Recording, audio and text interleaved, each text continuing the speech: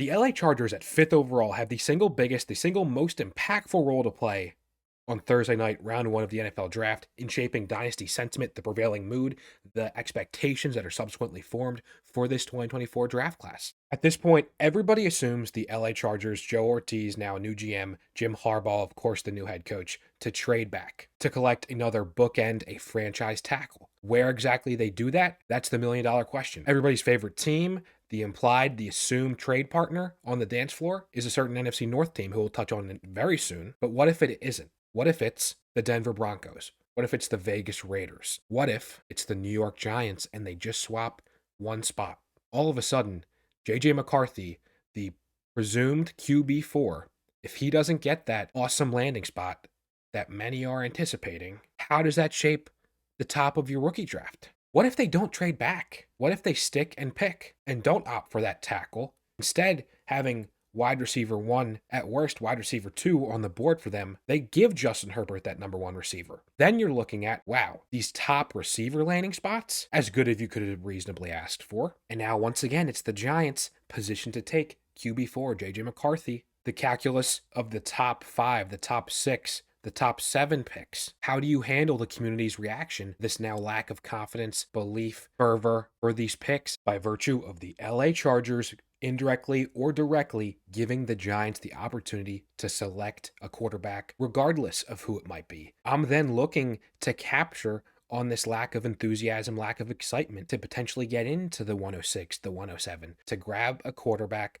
that I am willing to bet on. I'm not going to overreact and panic just because of the team that drafts them. I am going to allow things to play out, to take the upside bet, to wait for the football to actually be played instead of being a Friday morning draft analyst. There will then be Friday and Saturday and all the time leading up to the start of the regular season, through training camp, through preseason, for a Giants or any team for that matter to address, well, all the weapons around the quarterback to make the team better in that sense. Prepare for the worst and be ready to pounce. If not the pillar of this channel is embracing the uncertain, given though it might look really certain that the Minnesota Vikings are the team that trades up to get a quarterback. Therefore, it's pick 23 to, of course, pair up with pick 11.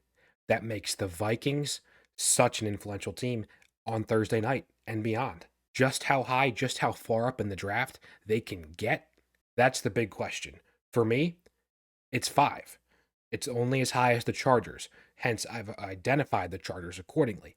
I don't think the Patriots pass on quarterback, and I don't see the Cardinals ultimately trading out of their chance to draft effectively Marvin Harrison Jr. In the event that the Vikings are able to get up there to 5 and get a JJ McCarthy, that only makes it 4 quarterbacks in the top 5. 4 quarterbacks that are certainly going to garner the attention, garner some enthusiasm amongst the Dynasty community. It'll be wheels up for that quarterback, their implied value, their implied trajectory assumed once 2024 kicks into gear. But what exactly does it mean for, well, Justin Jefferson, Jordan Addison, TJ Hawkinson when he eventually comes back? Monitor the general attitude, the reaction of your league holders of these aforementioned pass catchers, and if they're potentially entertaining to sell, to get rid of, to not embrace the uncertainty. You have to manage expectations with a new rookie quarterback. They're not going to just rise to the level of Kirk Cousins, at least immediately, or early in the year. We're not playing redraft, we're playing Dynasty at the end of the day. You are built to survive little short-term blips, or at least you should be, and operate as such, and not be so reactionary and panic after a non-100-yard game. 0 touchdowns through 2 weeks. You need to be patient. You need to be disciplined.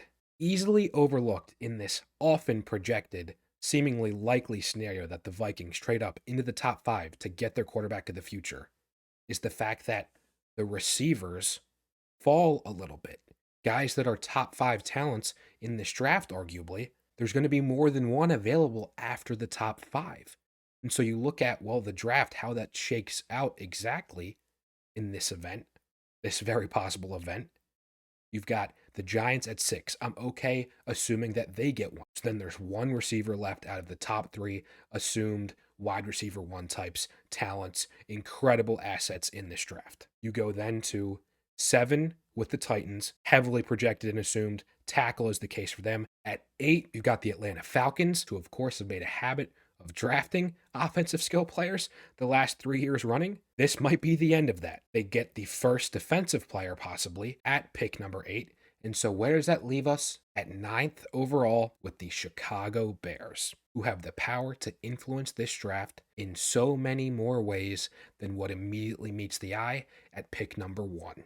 Opting to give Caleb Williams, your long-term quarterback 1 of your franchise, his long-term wide receiver 1 in a Malik Nabers or Rome Odunze, sets up the dynasty landscape for the next decade plus. You're talking about a quarterback who's going to have, well, already a DJ Moore and a Keenan Allen. And so you're thinking, well, wait, are you worried? Why should we accept this with open arms? You're talking about a 27-year-old DJ Moore who's in his prime right now for the next couple years, and a Keenan Allen who's effectively in his last dynasty cycle, retirement being in the next 2 or 3 years, if not at least the form his bona fide wide receiver 2 type role, diminishing with age and the injury history, quite feasibly allowing for a rookie year that falls somewhere between Garrett Wilson's 1,100-yard season and Justin Jefferson's 1,400-yard season, albeit potentially having your touchdown total doubled by the more veteran presence in that receiver room, nonetheless only serving to further this receiver's trajectory